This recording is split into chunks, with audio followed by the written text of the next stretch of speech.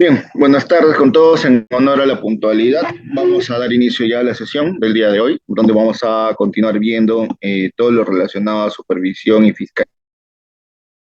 fiscalización ambiental, lo que es potestad sancionadora. Estamos entrando al último módulo, en este caso de este diplomado. Vamos a compartir la pantalla. Bien, vamos a ver supervisión y sanción en materia ambiental, ¿ya? Eh, en este caso vamos a ya evaluar, vamos a verlo ya desde la parte de potestad sancionadora. Cuando estuvimos hablando el módulo anterior de fiscalización ambiental, estuvimos hablando de tres pilares, ¿ya? Eh, un minuto, por favor.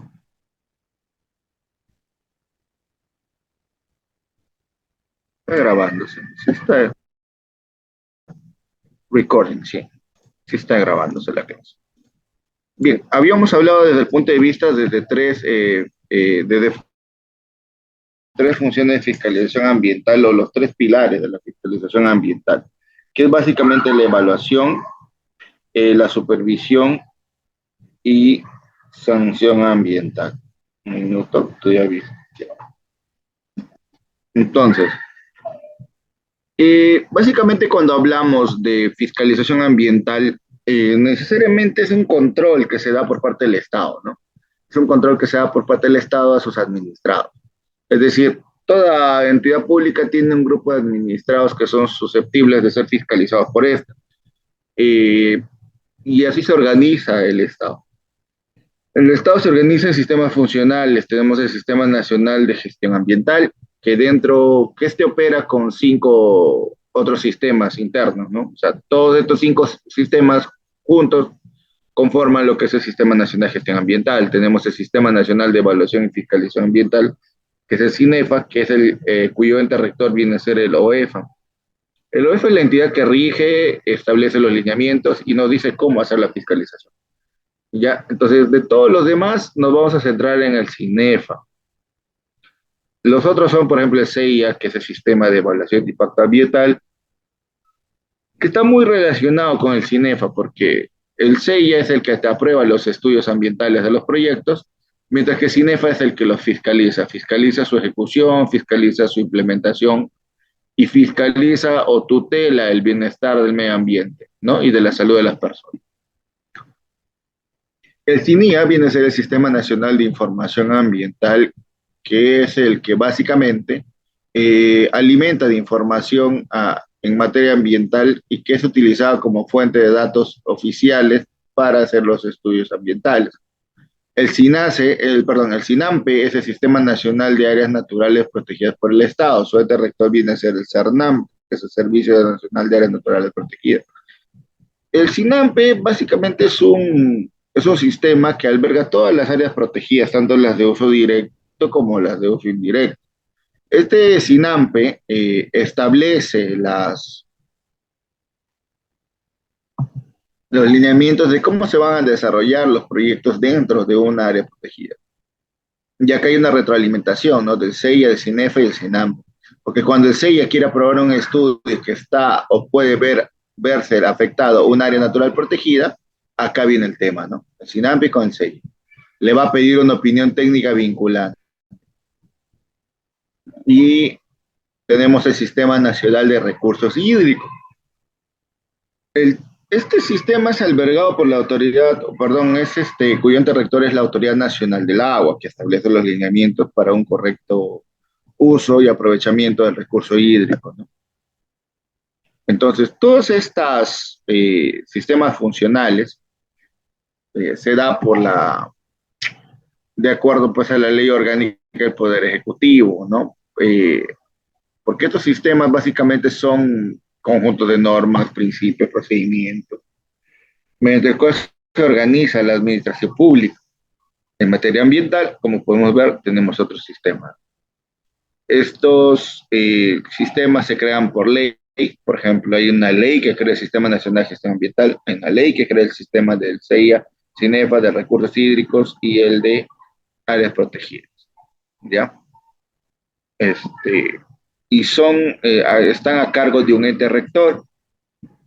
Como ya podemos ver, cada uno de estos sistemas tiene un ente rector. Y viene a ser la autoridad técnica normativa a nivel nacional, ¿no? Es la que va a establecer los lineamientos de cómo se va a desarrollar.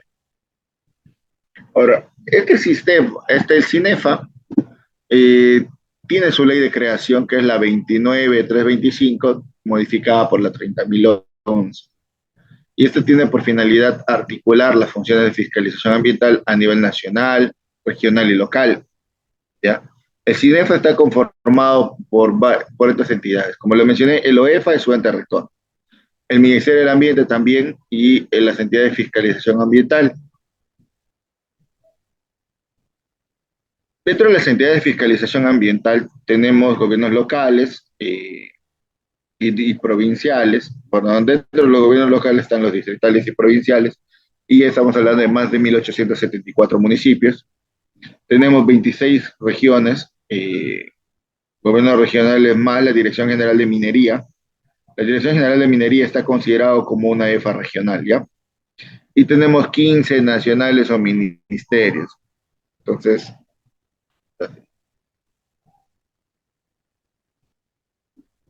la fiscalización ambiental como un macroproceso, tenemos al pilar de la evaluación, supervisión y potestad sancionadora.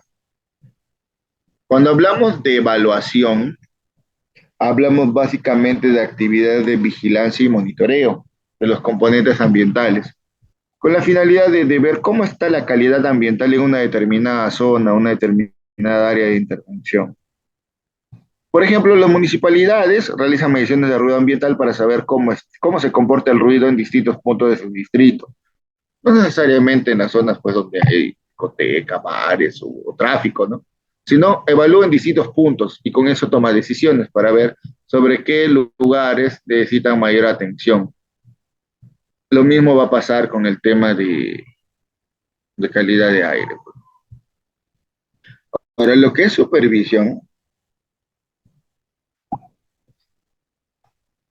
es básicamente ir a verificar el cumplimiento de las obligaciones en el lugar del establecimiento, en la empresa o nuestro administrado que esté siendo fiscalizado.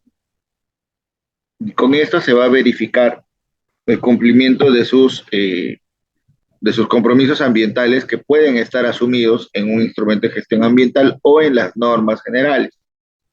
La clase pasada vimos algunos compromisos ambientales derivados de ciertas normas, de ciertos instrumentos de gestión ambiental, ¿no? Potestad sancionadora. La potestad sancionadora ya viene a ser la investigación de las posibles infracciones administrativas y se imponen sanciones y medidas administrativas por el incumplimiento de obligaciones ambientales.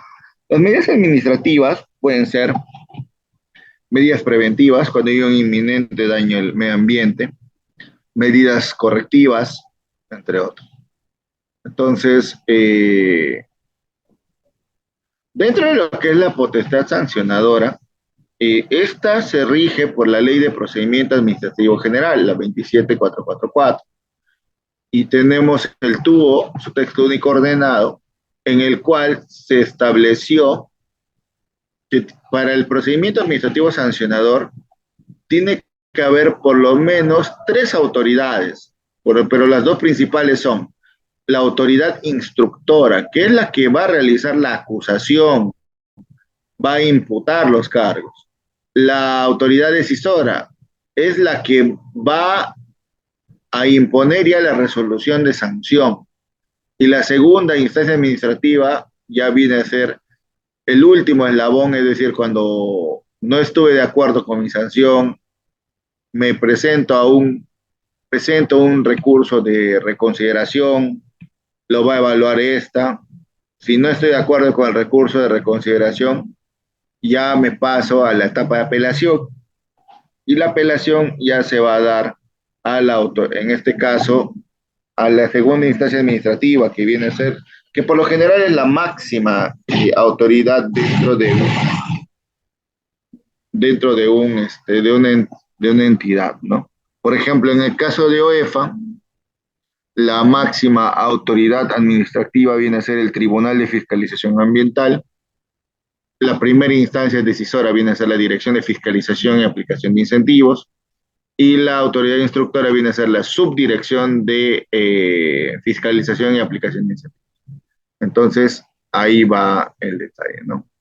Cómo se maneja el tema de la potestad sancionadora. Ahora, las obligaciones ambientales fiscalizables, ¿ya? Las obligaciones ambientales fiscalizables. Estas obligaciones ambientales se encuentran contenidas, como les habíamos visto en la clase pasada, ustedes lo que desarrollaron fueran las obligaciones ambientales que se derivan de los instrumentos de gestión ambiental, pero también hay obligaciones ambientales que están en la normativa y tenemos las disposiciones y mandatos emitidos por los órganos competentes del OEF. Hay veces cuando el OEFA emite alguna resolución de medida administrativa, esto se convierte en una obligación ambiental fiscalizable, es decir, que OEFA va a ser susceptible que haga la verificación de ese compromiso, ¿ya?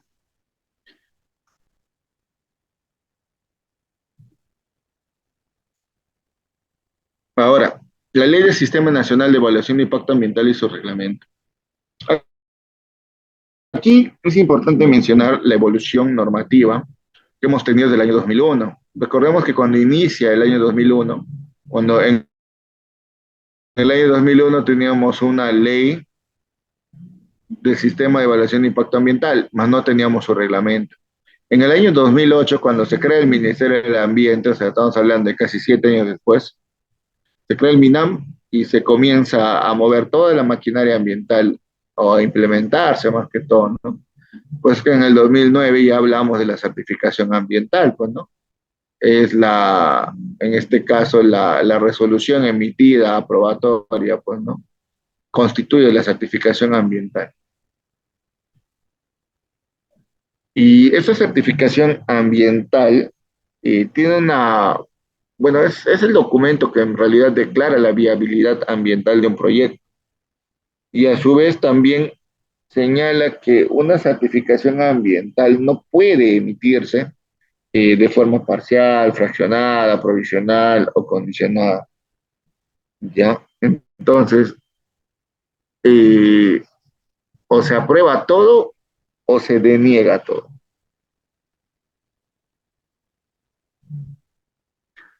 Ahora, un punto también importante en lo que es supervisión, o de lo que se supervisa, viene a ser la gestión de los residuos sólidos. La clase pasada ya estuvimos viendo un poco de lo que es la parte de fiscalización o lo que te podrían fiscalizar en tema de residuos, ¿ya? Entonces, eso es, bien, lo que es gestión integral de residuos sólidos, ya estuvimos viendo en las clases anteriores, un poquito vamos a hacer recordatorios sobre el tema de los manifiestos, sobre el tema del manejo integral de los residuos no municipales, sobre el tema de la necesidad que los contenedores estén rotulados, que no deben sobrepasar su capacidad de carga, ¿no? El manejo integral de los residuos sólidos no municipales, conducir un registro interno sobre la generación y manejo de los residuos en sus instalaciones, bajo su responsabilidad. Es importante porque muchas veces las empresas no llevan un control de sus residuos y el documento para llevar ese control viene a ser justamente ese registro interno de residuos sólidos. El reporte a través de la plataforma Cigersol no municipal de la declaración anual es importantísimo porque el hecho de no reportar es considerado una infracción y que puede ser sancionada. También presentar el plan de manejo de residuos sólidos cuando se haya modificado, pues, ¿no? Ahora, cuando hablamos de obligaciones ambientales, es también propicio mencionar que muchas de las obligaciones están enlazadas a la ejecución de monitoreos. Y la ejecución de monitoreos justamente conlleva a tener que aplicar los ECAs, ¿no? Dependiendo del tipo de medición que se está realizando. Nosotros tenemos, por ejemplo, en nuestra normativa tenemos el ECA para aire, aprobado con decreto supremo 003 del 2010, 2017 el MINAM, tenemos el ECA para suelo aprobado con decreto supremo 011 del 2017 MINAM, tenemos el ECA agua que está aprobado por el decreto supremo 04 2017 MINAM, y tenemos el ECA ruido que es el decreto supremo 085 del 2003 PCM. También tenemos límites máximos permisibles, solo que los límites máximos permisibles se miden en la fuente de emisión, es decir, en la chimenea, si es aire, se mide en la tubería de donde se haga el vertimiento de algún residuo líquido, etc. Ahora, si ustedes se dan cuenta, la mayoría de los LMPs están ligados a cemento, cerveza, combustible, papel, están ligados a industria de harina y aceite de pescado y las PETAR, ¿no? Las plantas de tratamiento de agua residual, eh, y las actividades mineros metalúrgicas. Otras actividades no tienen LMP. Y ustedes se preguntarán por qué. Porque no es tan sencillo establecer un LMP. Requiere de investigación, estudios y casi no hay en las demás industrias investigación y estudios, ¿no? Entonces, y requiere la validación por parte del ministerio, etcétera, ¿no? Entonces, es todo un tema también el tema de los LMPs. Por eso es que muy poquitas industrias tienen LMPs. Ahí también podemos ver. Ahora, los reglamentos de protección ambiental sectorial.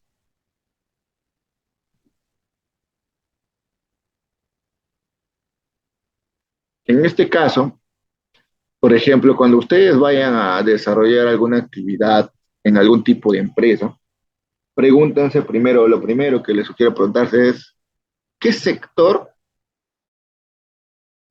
es mi actividad? ¿Por qué? Por ejemplo, si es minería, tendré que revisar el reglamento de protección y gestión ambiental en las actividades de explotación, beneficio, labor general, transporte y almacenamiento minero. Si es transportes, pues tendré que revisar el reglamento de protección ambiental para el sector transporte. Si es minería, también hay, pues, ¿no? Protección ambiental de las actividades de exploración minera. Si es industria, el reglamento de gestión ambiental para la industria manufacturera y comercio interno. Si es vivienda, construcción y saneamiento, pues el reglamento de protección ambiental para proyectos vinculados a las actividades de vivienda, urbanismo, construcción y saneamiento.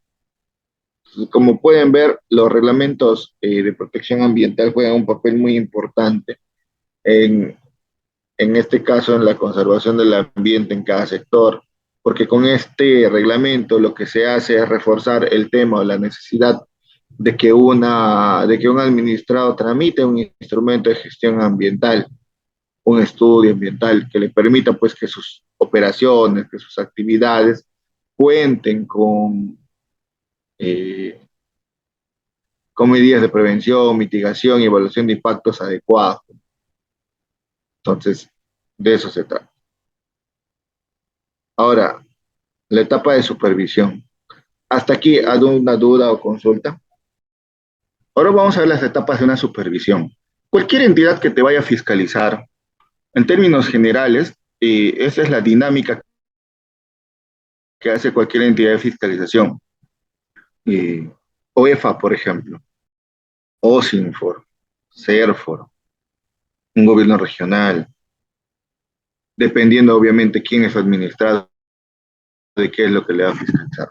Ahí es donde cambia un poco ya la parte técnica en sí.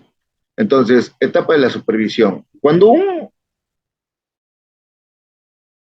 una autoridad del Estado se prepara para hacer su labor de fiscalización, tiene que elaborar dos documentos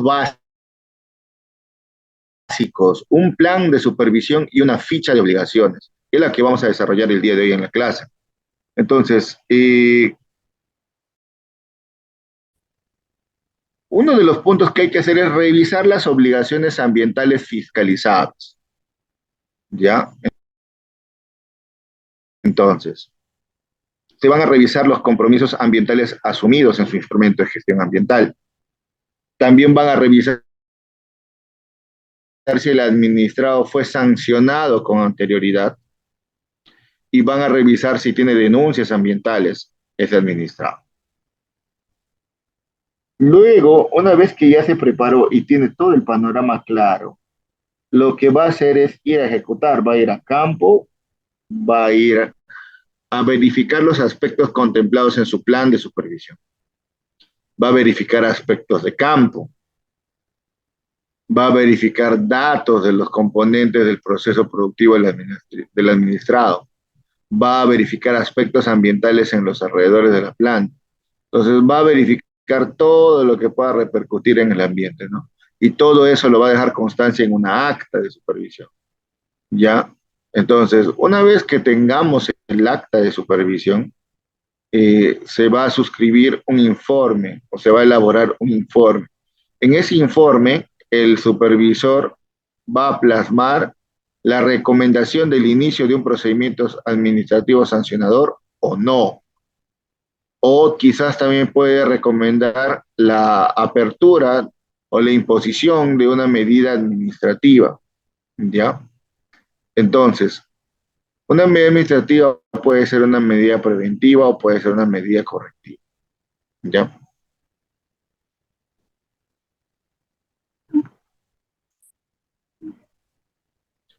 Ahora, nosotros acabamos de ver un resumen de la parte de planificación, la parte de ejecución y la parte de elaboración del informe.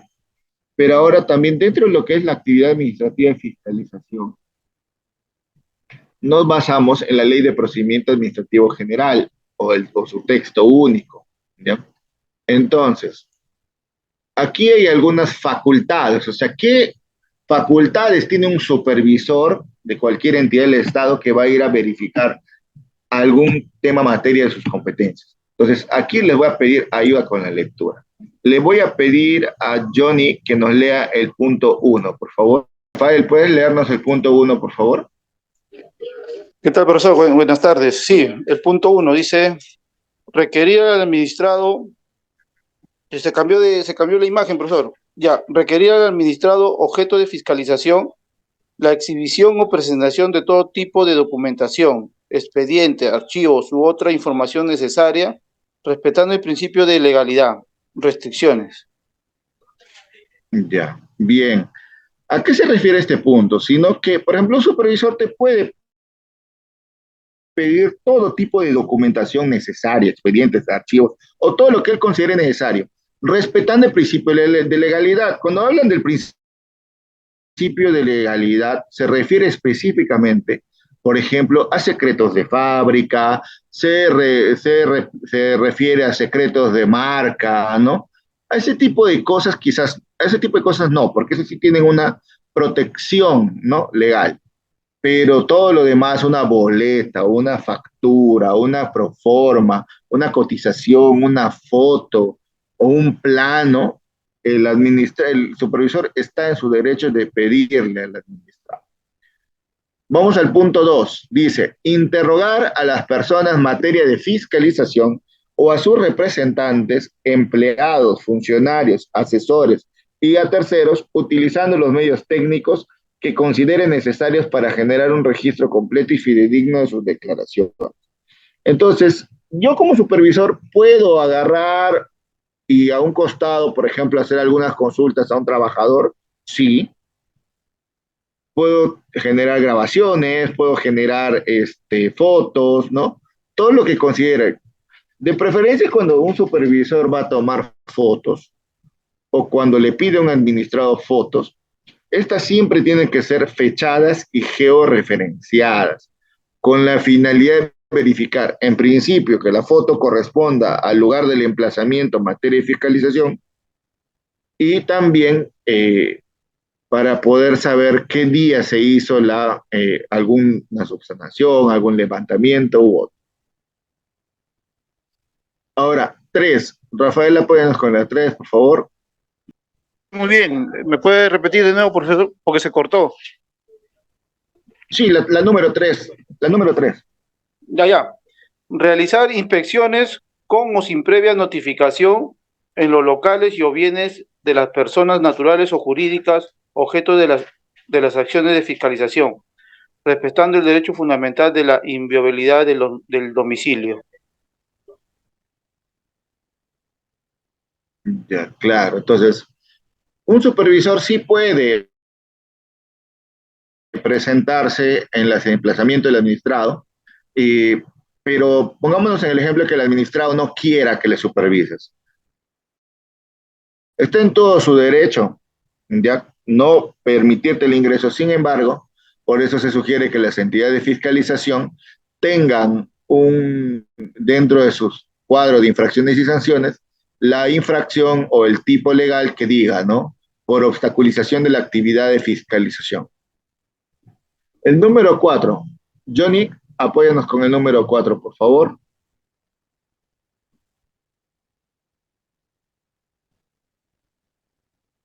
Hola, Johnny. Sí, profesor, a ver, un Nos momento. apoya con la lectura del punto. Me ha cogido sin lentes. A ver, un ratito. Tomar copia de los archivos físicos, ópticos, electrónicos u otro, así como tomar fotografías, realizar impresiones, grabaciones de audio o en web, con conocimiento previo del administrado. Y en general, utilizar los medios necesarios para generar un registro completo y fidedigno de su acción de fiscalización. Bien. Entonces, como bien lo dice, no puedes tomar copias, puedes hacer copias, puedes tomar fotos. Las fotos tienen que ser fechadas y georreferenciadas, ¿ya? Las grabaciones en audio y video con conocimiento previo del administrador, es decir, le vas a informar. Mira, durante esta supervisión voy a realizar tomas fotográficas, te lo comunico desde ya y listo. Solamente ya le has dicho con conocimiento previo, pues, ¿no? Ahora, el punto 5, continuamos con las facultades que tenemos. Dalila, por favor, si nos puedes apoyar con el punto 5. Jaime, Dalila, ¿se encuentra Dalila? Hola, hola. Bueno, Dalila creo que no está. Es la segunda vez que le llamo. Retirarla. Listo. Ya. Ya retiramos a Dalila. Continuamos. Bien, realizar exámenes periciales sobre la documentación y otros aspectos técnicos relacionados con la fiscalización. Entonces, en este caso, quiere decir que, por ejemplo, yo como supervisor puedo realizar exámenes periciales, ¿ya? Eh, sobre cualquier aspecto técnico que yo necesite. Ahí entra, por ejemplo, cuando se toman algunas muestras y se envían a un laboratorio, por ejemplo, en algunos casos. El punto 6. Utilizar en las acciones y diligencias de fiscalización equipos que consideren necesarios. ¿Ya? Entonces, los administrados deben permitir el acceso de tales equipos, como permitir su uso, ¿no? De sus propios equipos cuando sea indispensable. ¿Qué es lo que pasa aquí? Por ejemplo, las acciones de fiscalización, los administrados deben permitir el ingreso con sus equipos. ¿Por qué? Por ejemplo, ¿qué pasa si yo, por ejemplo, en mi fiscalización, entro a una planta por una denuncia de ruido? Entonces, necesariamente yo como autoridad de fiscalización necesitaría llevar un sonómetro, que es el equipo para medir ruido. Entonces, no me pueden prohibir el ingreso con mi sonómetro. Al contrario, el administrado tiene que darme toda la facilidad para yo poder ingresar con mi sonómetro. Ahora, el 7 dice ampliar o variar el objeto de la acción de fiscalización como resultado de las acciones y diligencias realizadas cuando se detecten incumplimientos adicionales. Recuerdan que cuando vimos la gráfica les dije, ¿no? Lo que hace un supervisor que se prepara es hacer su ficha, hacer su plan, por lo tanto tiene sus objetivos, ya sabe lo que va a ir a verificar. Pero este punto más que todo se refiere a que si yo en mi supervisión detecto algo que no estaba inicialmente en mi plan verificarlo, pero que represente algo relevante o un daño al ambiente inminente o real, no puedo simplemente ignorarlo. Ahí es donde pido a mi jefatura que me amplíen el objeto de la acción de fiscalización y que se incluyan ciertas cosas. A eso se refiere. Así como hay facultades que tiene un supervisor, también hay deberes que tiene un supervisor. Apóyanos con la lectura del punto 1, Rafael, por favor. Ya, dice identificarse a requerimiento de los administrados presentando la credencial otorgada por su identidad, así como su documento nacional de identidad.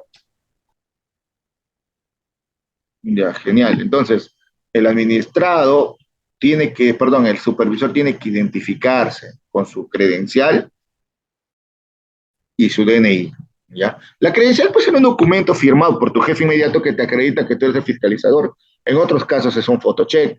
Va a depender mucho cómo esté organizada la entidad, la entidad, ¿no? Dos, Johnny, si nos apoyas con la dos. Profesor, ¿me hablaba para citar la dos? Sí, por favor. Allá, dice citar la base legal que sustente su competencia de fiscalización, sus facultades y obligaciones al administrado que lo solicite. Profesor, una consulta, de la número 1, si viene un fiscalizador, ¿tiene un registro donde se puede encontrar su nombre? ¿Está en una página algo? ¿O solo con su No, credencial y su DNI?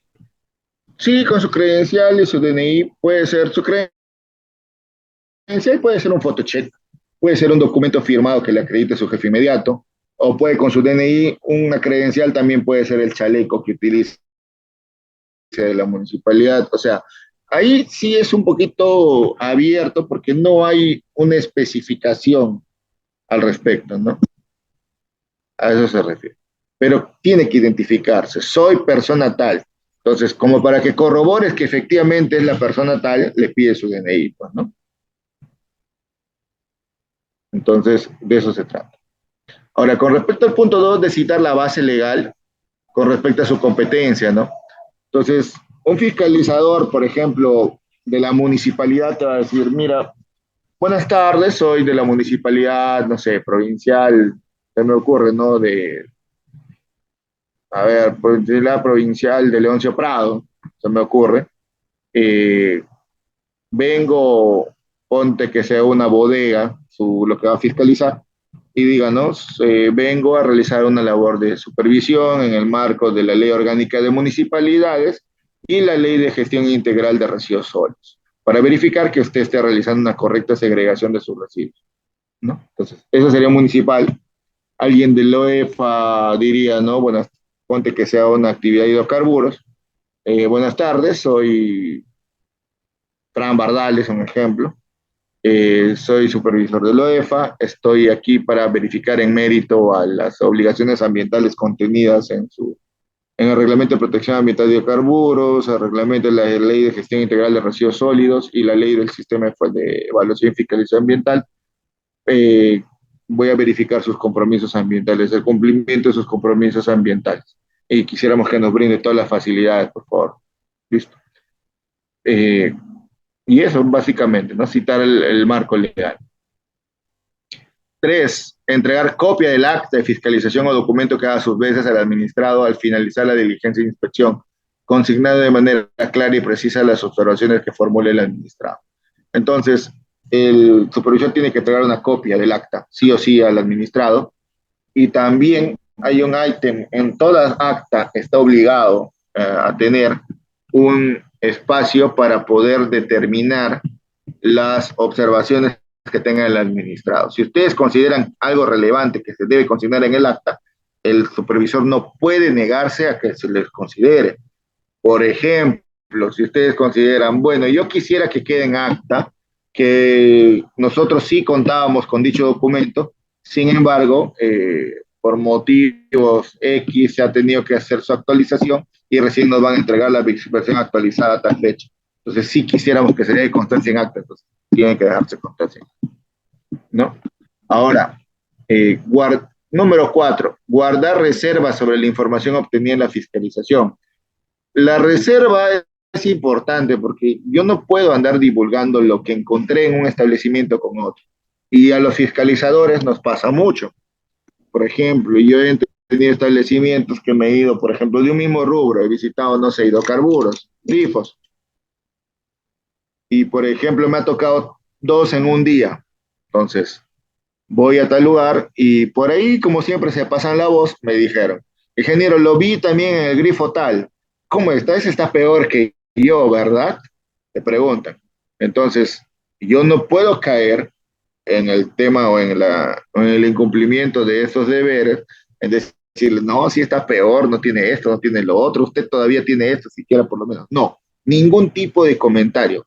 Yo tengo el deber de guardar reserva sobre la información que obtengo en mi fiscalización. Ahora, deber de imparcialidad y prohibición de mantener intereses en conflicto. Vamos a suponer, vamos a usar, Rafael, voy a usar tu nombre, ¿ya? Vamos a suponer que Rafael es un fiscalizador, no sé, a ver, se me ocurre, es un fiscalizador de OEFA. Y a Rafael le han dado la labor de supervisar, no sé, a ver, un tipo de negocio que fiscaliza OEFA y hace una planta de palma aceitera. Vamos a suponer, no, otra más, más fácil, a ver. Ya vamos a ver un grifo, un venta de hidrocarburos, ¿ya? Un grifo. Y no sé, le toca a un grifo, no sé qué está, pues, vamos a ponerle grifo Pepito. Le toca supervisar al grifo Pepito. Pero resulta que Rafael, antes que entra a la OEFA, eh, el dueño del grifo Pepito, aparte de ser su primo, Rafael le ha hecho trabajos para él como consultorías, ¿no? Como consultor, ¿qué puede pasar? Entonces, Rafael, ¿debería hacer esa supervisión? ¿Sí o no? Si la respuesta es no, ¿qué es lo que debería hacer Rafael en ese caso? No, no puede ser, pues no puede ser el supervisor. Ya. ¿Qué es lo que haría Rafael? Bueno, si me voy a la ética profesional, diría pues que yo he hecho trabajos ahí, que he implementado y todo lo demás, pues, ¿no? Y para que vaya otra persona ya. Exacto. Eso es lo que hay que hacer. Indicar a tu jefe inmediato, mira jefe, yo no puedo supervisar ese establecimiento por esto, por esto, por esto. Y por favor le pido si puede enviar a otra persona a ese lugar. Listo. Y te ahorras problemas. Yo se lo digo por experiencia propia. He tenido trabajos donde me ha tocado fiscalizar gente con la que anteriormente le he hecho servicios, o he trabajado y tuve que finalmente abstenerme, ¿no? Porque nada, me costaba a mí quedarme callado, darle facilidades y listo, pero no, porque finalmente vas a tener un informe que va a estar tu firma, tu nombre y puede haber documentos que salten a la luz de los trabajos que has hecho pues en ese. Entonces, como dijo bien Rafael, la ética profesional es simplemente abstenerse y justamente va con este deber de imparcialidad y prohibición de mantener intereses en conflicto. ¿Ya? Ahora, derechos de los administrados fiscalizados. Johnny, apóyanos con la lectura del punto 1, por favor. Ser informados del objeto sustento legal del plazo estimado de su duración, sus derechos y obligaciones. Entonces, el administrado tiene que ser informado del sustento legal del plazo que es estimado de la supervisión. Dos, requerir las credenciales y el documento nacional de identidad de los fiscalizadores. Puede, por eso es lo que decía, ¿no? Es deber identificarse del supervisor, pero también es derecho del administrado pedirte tu documento. Tres, poder realizar grabaciones en audio y video de las diligencias. Entonces, yo como administrado, pónganse en el escenario de que venga, por ejemplo, un fiscalizador de la municipalidad o de OEFA o de cualquier área y yo sea el que está siendo fiscalizado. Yo puedo agarrar mi celular y comenzar a grabar lo que están haciendo, ¿no? ¿Qué es lo que están haciendo? No hay ningún problema. Está en todo su derecho el administrado de hacerlo. También tiene el derecho de que se incluyan sus observaciones en las actas. También tiene el derecho de presentar documentos, pruebas o argumentos adicionales con posterioridad y llevar asesoría profesional a las diligencias. Les comento dos casos, por ejemplo, sobre el llevar asesoría. En algún momento acompañé a una municipalidad que estaba haciendo fiscalización de ruido en una discoteca muy, muy conocida en la zona donde estaba en esa época. Y fueron con el sonómetro y todo el tema. Y cuando ya tuvimos la medición de los datos, todo, el administrado el, ya nos había visto e hizo llamar inmediatamente a su abogado. Entonces, a eso se refiere con llevar asesoría profesional a las diligencias. También en mi experiencia como fiscalizador de OEFA, por ejemplo, me ha tocado atender emergencias por derrames de hidrocarburos. Por ejemplo, se ha volteado un camión cisterna que contenía petróleo, estaba transportando petróleo, se ha abollado la parte de la cisterna y ha generado un derrame, ¿no? Del producto. Entonces, muchas veces cuando OEFA va a este tipo de eventos, lo que hace es va y saca muestras de suelo de las áreas impactadas. Entonces, usualmente estas empresas contratan un laboratorio de monitoreo ambiental para que saque contramuestras en el mismo punto que el supervisor está sacando. Entonces, a eso también se refiere con llevar asesoría profesional a las diligencias. Y los deberes que tienen los administrados es brindar todas las facilidades en lo que corresponda durante la diligencia de fiscalización y suscribir el acta de fiscalización. Ya, vamos a darnos un break de 10 minutos. 5:35 estamos retomando. Bien, retomamos. Y continuamos con el tema del contenido mínimo del acta de fiscalización. Un acta de fiscalización no lo digo yo, no lo dice OEFA, no lo dice las entidades de fiscalización. Esto está en la Ley de Procedimiento Administrativo General. El acta de fiscalización debe tener, no importa la configuración, el modelo, el estilo, pero por lo menos debe contener los siguientes datos: el nombre de la persona natural o su razón social, en el caso de ser persona jurídica, el lugar, la fecha y hora de apertura y cierre de la diligencia, el nombre e identificación de los fiscalizadores, el nombre e identificación del representante legal de la persona jurídica fiscalizado o su representante designado para dicho fin, los hechos, materia de verificación y ocurrencias de la fiscalización, las manifestaciones o observaciones de los representantes de los fiscalizados.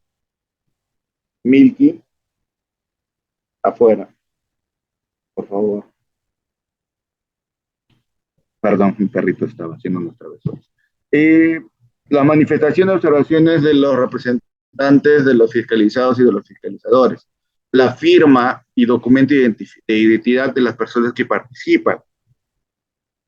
Si hubiese una negativa, se deja constancia de la negativa en el acta, sin que esto afecte su validez. Eso quiere decir que no es, determinante que firme el administrado, sino si se rehúsa no hay problema, que no firme.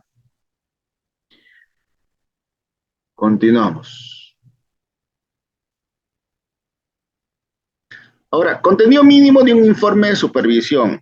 Esto sí no está en la Ley de Procedimiento Administrativo General. Esto ya es un tema más de lineamientos que da el ente rector. Un informe de fiscalización o un informe de supervisión, como cualquier otro informe, tiene una estructura básica, ¿no? Unos antecedentes, un objetivo, objetivos, análisis, conclusiones, recomendaciones y anexos, ¿no? Sin embargo, OEFA, para hacerlo un poco más específico, ya te dice, pues, el objeto de la supervisión, tipo de supervisión, las actividades, ¿no?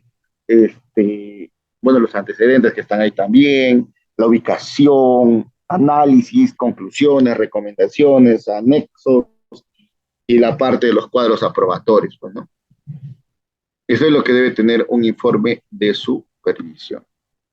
Vamos a la siguiente diapositiva.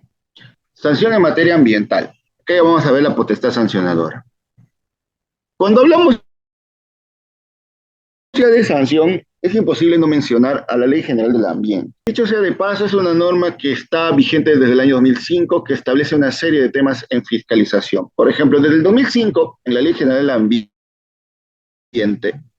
ya se hablaba del régimen de sanciones. ¿Qué nos decía?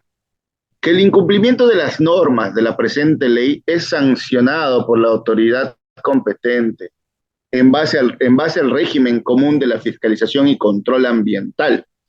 Las autoridades pueden establecer normas complementarias, siempre que no se opongan al régimen común. En el caso de los gobiernos regionales y locales, los regímenes de fiscalización y control ambiental se aprueban de conformidad con lo establecido en sus respectivas leyes orgánicas. Entonces, en cristiano, en idioma sencillo, conforme se vayan transfiriendo competencias a los gobiernos regionales y locales, estas irán asumiendo el rol de fiscalizar, ¿no? Cuando salió la Ley Orgánica de Municipalidades, ahí se establecieron sus funciones de fiscalización, ¿no?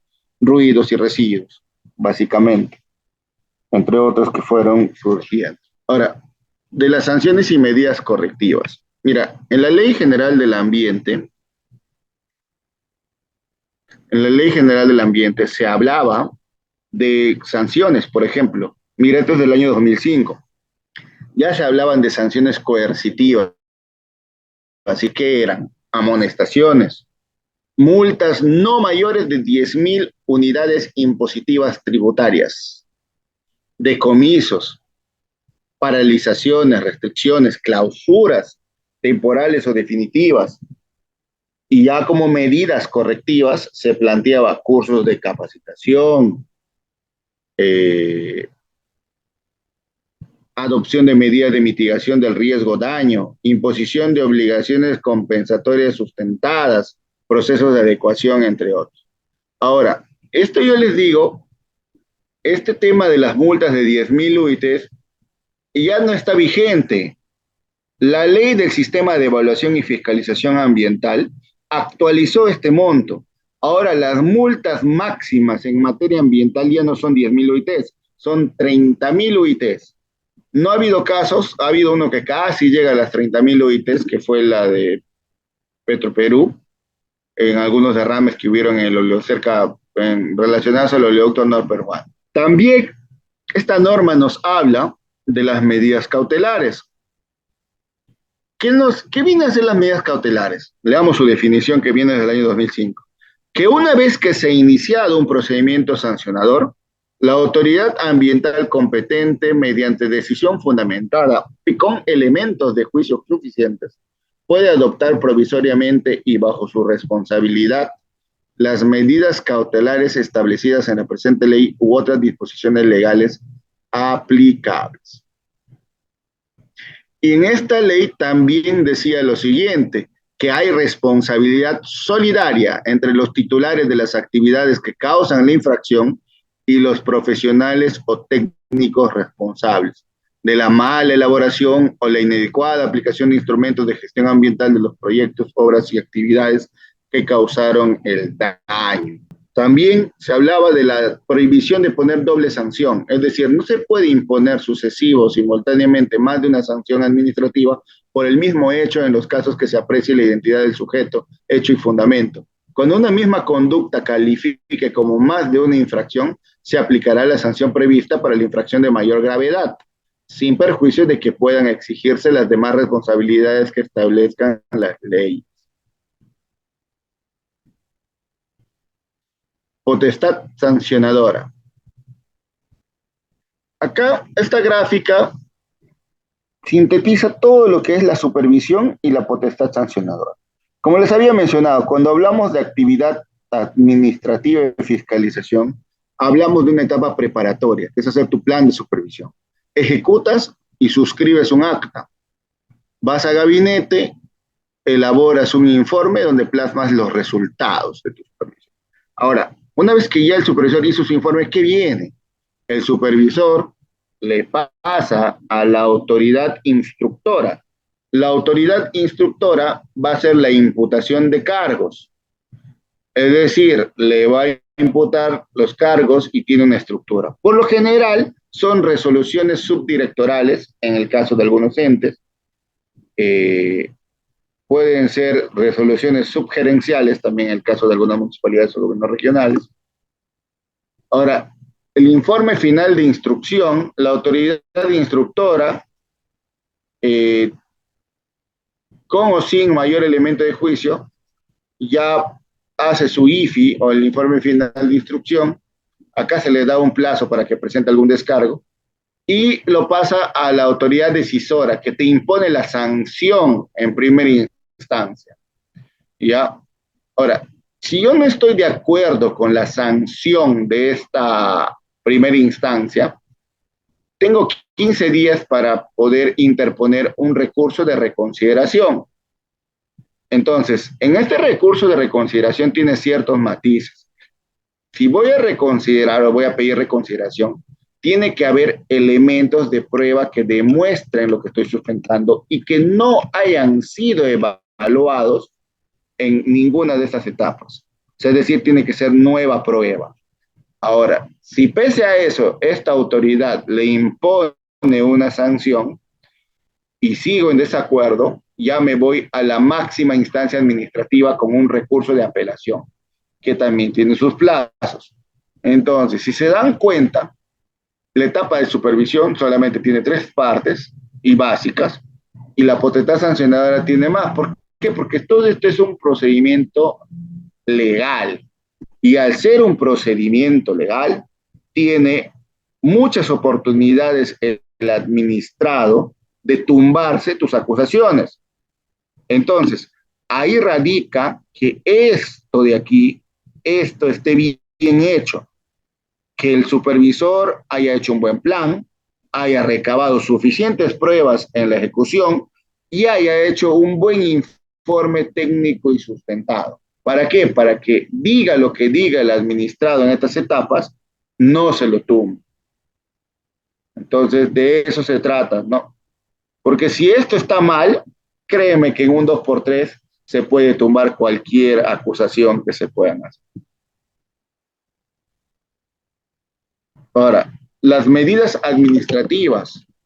Las medidas administrativas pueden ser preventivas, pueden ser cautelares o pueden ser correctivas. Las preventivas básicamente son mandatos de hacer o no hacer que se imponen cuando se evidencia un inminente peligro o alto riesgo de producirse un daño grave al ambiente. Mientras que las cautelares es cuando resulte necesario para prevenir un daño irreparable al ambiente, los recursos naturales o salud de las personas. Y las correctivas ya es cuando necesitamos revertir o disminuir en lo posible el efecto nocivo de la conducta infractora hubiera podido producir en el ambiente, los recursos naturales y la salud de las personas. Ahora, los mandatos de carácter particular son disposiciones que son dictadas por la autoridad de supervisión a través de las cuales se ordena al administrado determinadas acciones que tengan como finalidad garantizar la eficacia de la fiscalización ambiental. Por ejemplo, cuando la autoridad le pide al administrado que ejecute estudios técnicos de carácter ambiental, que realice monitoreos ambientales u otros mandatos que garanticen la eficacia de la fiscalización ambiental. Bien, hasta ahí, ¿alguna duda, consulta? ¿Alguna duda o consulta? Bien, si no hay más dudas o consultas, eso sería todo de mi parte hasta el día de hoy. Luego continuamos en la siguiente sesión.